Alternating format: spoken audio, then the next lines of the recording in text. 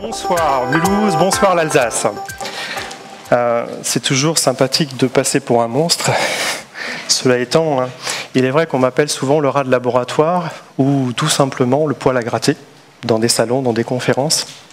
J'ai un cheminement tout particulier, mais avant toute chose, je me suis placé à la place du client, du consommateur, que vous êtes toutes et tous. J'ai une question à vous poser. Vous êtes bien assis ? Pas très à l'aise. Pourtant, l'environnement est important concernant votre possibilité ensuite de développement.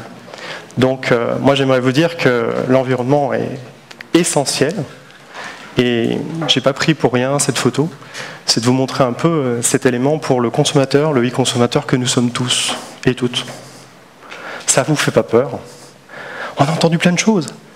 Aller grand, aller vite, aller moins vite, aller plus petit.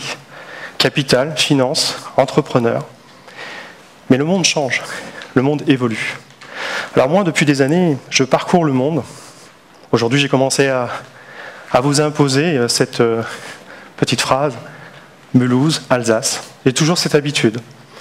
Je suis rarement en France, je suis souvent dans des pays émergents, Algérie, Tunisie, Maroc, Libye.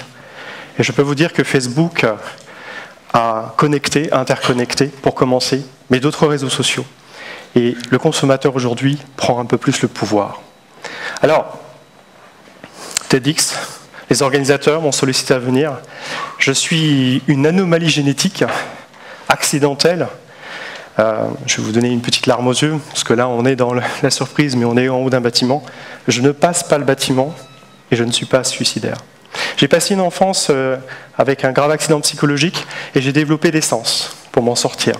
À l'époque, je suis né en 1967, il n'y avait pas de médecin, pas de psychologue. Il a fallu que moi, je trouve le chemin pour survivre.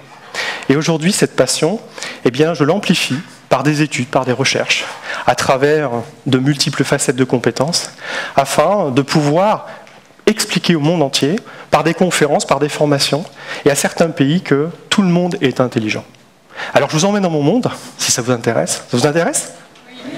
J'ai pas entendu. Ça vous intéresse ? Oui. Je me sens rassuré. Je fais ça en Algérie, je peux vous dire, tout le monde crie. Alors, ça vous intéresse ? Oui. Voilà, c'est parti. Voici cette première diapo. Alors, vous imaginez au niveau du nuage, au centre du bas de gauche de la diapo, le Big Bang et cette courbe géologique qui nous concerne. Moi, j'ai 4 éléments qui m'ont perturbé. Mes grands-parents n'étaient pas stressés. Mes parents ne sont pas stressés. Ça me stresse. Ça là, c'est pas bien, ça. Hein, mais je tiens le choc. Alors la technologie, elle s'amplifie. La vitesse, le volume. Je m'explique. Mon grand-père avait une 4 chevaux. Tout le monde a connu la 4 chevaux. On ne citera pas la marque. En technologie, il n'y avait rien. Un volant, des pédales. D'ailleurs, mon grand-père avait des difficultés avec les pédales. Ensuite, la vitesse. Si on dépassait le 100 km/h, les vitres vibraient. On perdait la galerie. Le volume. On n'allait pas tous dans la voiture. Il fallait avoir chacun son passage. Et puis derrière, aujourd'hui, si on compare avec les voitures d'aujourd'hui, essayez seulement de changer les plaquettes de frein. Et là, votre concessionnaire va vous appeler, monsieur, vous avez déprogrammé les proms électroniques du service, et vous avez une facture à la clé, et les publicités, où tout le monde se pose la question entre le prix et la date. Ça nous affole. Bon voilà, moi je me place en tant que consommateur, je me dis, mais mince, quelle turbulence. Alors, que faut-il faire? Arrêter le temps? Non. Il faut simplement comprendre comment nous fonctionnons et comment se placer dans cet espace-temps. Le 4e point, c'est la communication. Là, j'ai un exemple que je donne dans tous mes séminaires. Si à l'heure actuelle, une mouche pète à Hong Kong, il nous faut 2 nanosecondes pour que ce Twitter, nous soyons au courant. Vous n'êtes pas d'accord? Vous ne connaissez pas Twitter? Je plaisante. Alors, comme vous pouvez voir, la boîte crânienne a évolué. Et à l'intérieur de cette boîte crânienne, comme m'a dit un certain Français, certains ils ont 500 grammes de cerveau et d'autres 1,5 kg. Or, c'est faux. Je vous confirme, je travaille avec le Canada sur des aspects scientifiques. Nous avons tous un cerveau, nous avons pratiquement le même poids selon notre corpulence. Et alors ce qui est magnifique, c'est que nous avons plus de 10 milliards de neurones. On s'est arrêté à compter à ce niveau-là parce qu'on commence à s'insulter, mais on n'en utilise qu'une infime partie. Énormément de potentiel. Alors ça peut être Vivaldi, les 4 saisons, mais cela étant, comme je vous fais rentrer dans mon monde, on va rentrer un petit peu juste symboliquement dans ce que c'est le cerveau. Vous avez 3 étages. Le premier, c'est l'archaïque qui vous sert à respirer, boire, manger, dormir et avoir vos zones de sécurité. Le deuxième, ce sont les réseaux sociaux. On convertit en Facebook, Twitter, LinkedIn, Zing, j'en passe et des meilleurs. Et ensuite, vous avez le cerveau affectif qui, lui, se trouve être le néocortex, qui est votre bibliothèque, votre archive. Mais attention, ça se couple aussi sur 3 possibilités de mémoire. La mémoire courte, la mémoire flash, la mémoire moyenne et la mémoire longue. Mémoire flash, c'est très simple. Le cerveau fonctionne comme une batterie. Il se charge et se décharge en 86 400 secondes, c'est-à-dire 24 heures. Se charge de bas en haut et se décharge de haut en bas. Voilà. Imaginons que je ne dorme pas assez, je ne bois pas assez et je ne mange pas assez. Que se passe-t-il si vous marchez sur les pieds? Je vais être un Cro-Magnon et je vais vous insulter. Alors, on va reprendre le contexte dans un couple, poétiquement, sous la période de charme, les hormones, et en fin de compte, ils s'adorent pendant 5 ans, parce qu'au bout de 5 ans, madame se trouve à dire à son mari « tu pues des pieds ». Je ne comprends pas, tu pues des pieds. Alors que tout le monde, depuis 5 ans, lui disait « puis des pieds ». Donc là, il y a des petites magies, ça s'appelle les neurotransmetteurs ou les hormones. Et ce cerveau, en fin de compte, eh bien, s'il ne se recharge pas, je vous ferai que le premier étage ce soir, s'il ne se recharge pas, eh bien, on peut être archaïque, auquel cas, on a un conditionnement naturel, c'est qu'on va dire des brutalités. Alors faites attention, parce que ça, c'est très important. 3 scientifiques, Hermann, Sperry, MacLean, ont découvert la même chose dans 3 pays différents, mais n'ont jamais communié ensemble. Je leur en veux. Parce que je passe mon temps à dire, ils disaient la même chose, ils étaient dans des vérités, et on pourrait s'en servir. Alors vous allez me dire, pourquoi je n'avais pas fait psy dans un cabinet? Parce que j'ai envie de témoigner à tout le monde, avec mon parcours de pompier, en zone de déchocage, après un accident, en 2 heures, on vous remet sur pied. Et je me suis dit, pourquoi je devrais, en cabinet, avec mes associés, vous remettre sur pied en 10 ans? Bon, je n'irai pas plus loin ce soir, sinon je vais encore avoir les foudres de guerre. Alors, il faut simplement comprendre que moi, vous, le consommateur, on est tous différents. Et je vais vous apprendre une chose, on a un cerveau qui a un potentiel énorme. Là, vous avez les 2 couches supérieures. Nous avons 4 lobes. Pour l'instant, il n'y en a qu'un en Alsace et j'espère qu'il va gagner. Elle était facile. Vive l'Alsace, il est dans son pays et si son 7e art naît, je serais très content d'avoir arboré l'Alsace. Vous ne l'avez pas vu. Mais c'est fait chez vous, ça. Je ne peux pas faire de publicité. Mise de green. Alors, nous prenons les 2 étages, et en fait, ce qui se passe, c'est que de 0 à 3 ans, vous allez avoir une modélisation naturelle de votre environnement parental ou de votre environnement d'enfance. Alors, on est très feignants, nous, l'être humain. C'est là où on commence à travailler sur le potentiel de l'être humain. C'est que ces 4 lobes, on peut les travailler en même temps. Simplement, on est tellement feignants qu'on s'est mis depuis des décennies et des décennies, voire des siècles, à travailler que sur 2 lobes. Sébastien, lui, travaille sur 4. Hein. Arrivé à 130 km/h sur un gendarme et pas le toucher, il a dit dans sa voiture, c'est bon, ça passe, le gendarme, il a eu chaud. Il s'en rappelle, il est sur YouTube, il est célèbre. Alors, si on prend les configurations, on va dire que chacun, par feignantise, ne développe que 2 lobes, alors qu'il sait travailler les 4. Alors, on va prendre un exemple. On va dire le cerveau gauche. Tout le monde me pose la question du cerveau gauche. Donc, je vous laisse lire les matrices, et le cerveau gauche, lui, il est plutôt froid, dur, rugueux, anxieux, méticuleux. Cortical gauche, cortical droit, néocortex. Ensuite, nous avons l'émotionnel qui nous pose problème d'ailleurs, et nous avons le limbique gauche et le limbique droit. Très bien. Si je suis cerveau gauche, je serais plutôt dans quel métier? Les chiffres, le contrôle, chef d'entreprise.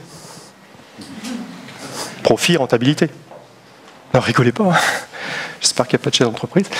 Cerveau droit, si je suis créatif, je suis dans l'esprit globalisation, conceptualisation, futur, et que je suis dans la communication, je pourrais faire quel métier? Mesdames, si je fais ça Ça vous rappelle qui? Georges Clooney. Non, je ne suis pas Georges Clooney. Décidément, j'ai vraiment pas de succès ici. Georges Clooney, il est beau, hein, il est magnifique, il est adorable. C'est un peu le Belmondo. Il peut jouer tous les sujets à n'importe quel rythme. Mesdames, vous tombez en larmoiement parce que l'émotionnel vous attire, la communication. Simplement, ce monsieur, il a des problèmes de gestion et d'argent. Donc, il a un problème bancaire.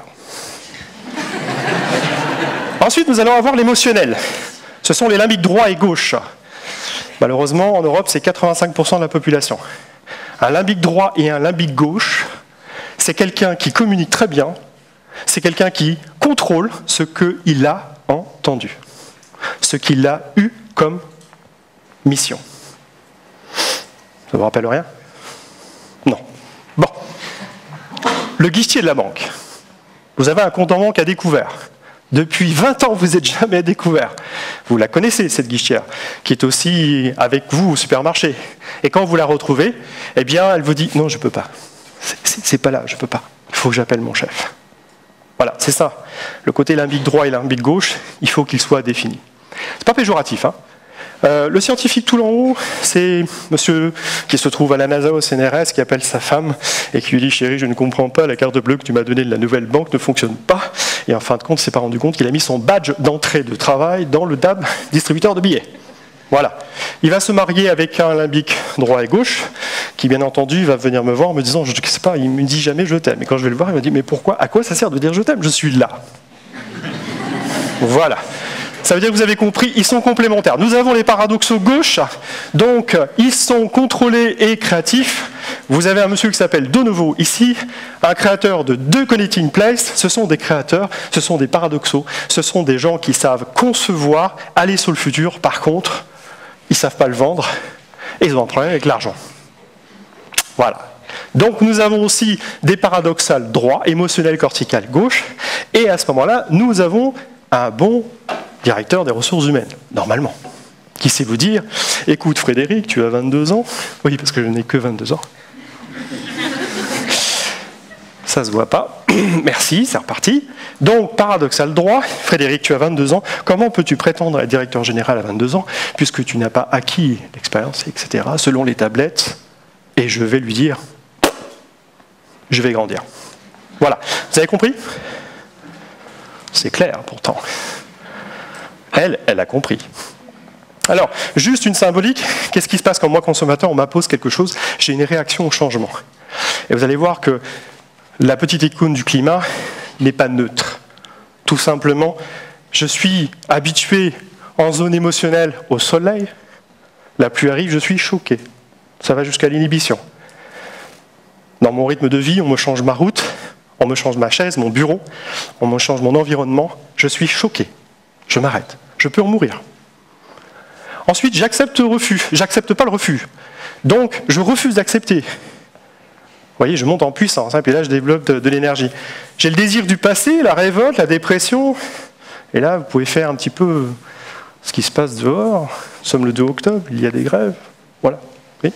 Le changement, le choc, et on y passe tous. On a beau avoir des configurations diverses, on y passe tous. Alors, 18 minutes, ils m'ont fait ce coup-là. Ancien bon pied, 18. C'est stressant. J'ai encore le temps. Je gère bien le temps. Hein. Gérer le temps, c'est important. On a tous la possibilité de gérer le temps, surtout quand on est chef d'entreprise. Mais quand on est consommateur, gérer le temps, c'est aussi important. Me connecter sur le net pour acheter, l'engagement de service, la réduction du temps, déléguer ce temps. Moi, ça me perturbe. Je connais l'être humain, tout ce qui se trouve être une contrainte, je torsionne les ingénieurs, je torsionne mes équipes, je torsionne les clients, et je leur dis, on regarde le prisme d'une autre facette. Un centre hospitalier qui ne pensait pas faire un schéma directeur, comme en Suisse, il y a 2 ans, c'était de l'aborder par le patient. Les guéguerres internes des chefs de service, je leur ai dit, écoutez, est-ce que c'est important? Et le patient, alors, lui. Et il a fallu que le directeur général ait un accident, et il a fait tout le parcours. Il m'a dit, Frédéric, je pensais que tu étais fou, mais tu avais raison. Alors, j'ai pas envie d'avoir raison, Et aujourd'hui, je vais vous décrire le futur. Vous m'avez pas reconnu? Aroy Man. Alors, le futur, c'est quoi? C'est dessiné, c'est décidé. Aujourd'hui, on nous impose de toucher des écrans, on nous impose de passer sur des pouces, on nous impose de tapoter avec des doigts sur des claviers qui sont de plus en plus virtuels. Eh bien moi, j'ai envie d'aller plus loin. Et je développe aujourd'hui plus qu'une idée. C'est en train de se concevoir, non seulement dans l'idée, mais dans la technique. Aujourd'hui, j'ai pas le temps de me connecter sur Facebook, j'ai pas le temps de me connecter. J'ai envie de déléguer cela à ce qu'on appelle chez nous le HAA, Humano Androido Avataro. C'est bâtard, hein? Bah oui, c'est un prototype. Aujourd'hui, elle s'appelle Inette Amandine chez nous. Elle vous répond, elle s'interconnecte, elle fait des choses en délégation, on la contrôle.